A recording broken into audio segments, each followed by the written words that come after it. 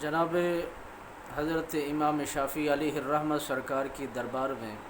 ایک مرتبہ انسانی شکل میں شیطان آیا، عرض کرنے لگا حضور اس ذات کے متعلق آپ کا کیا خیال ہے جس نے جو چاہا آپ کو دھرتی پر بھیجا اور جو چاہا کرا دیا۔ اس سوال کو جب شیطان نے دہرایا اور عرض کرنے لگا حضور وہ چاہے تو جنت میں بھیج دے، وہ چاہے تو جہنم میں بھیج دے۔ جب امام شافعی علیہ الرحمہ سرکار نے اس کی اس گفتگو کے انداز کو سمجھا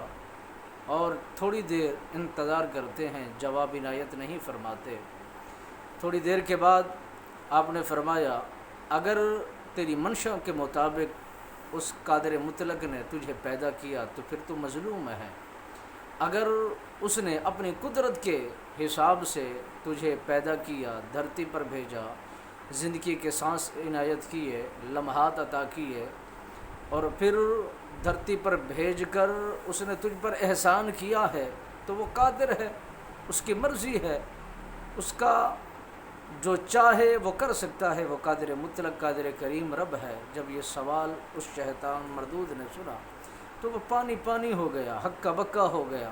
عرض کرنے لگا حضور میں نے 70,000 لوگوں کی درباروں میں، لوگوں کی کچہریوں میں، لوگوں کی قربت میں گیا اور ان لوگوں کی صحبت میں گیا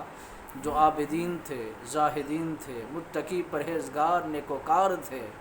جب میں نے یہ سوال اٹھایا تو اس میرے سوال پر کوئی مکمل طور پر مضبوط جواب نہ دے سکا، تو اس لیے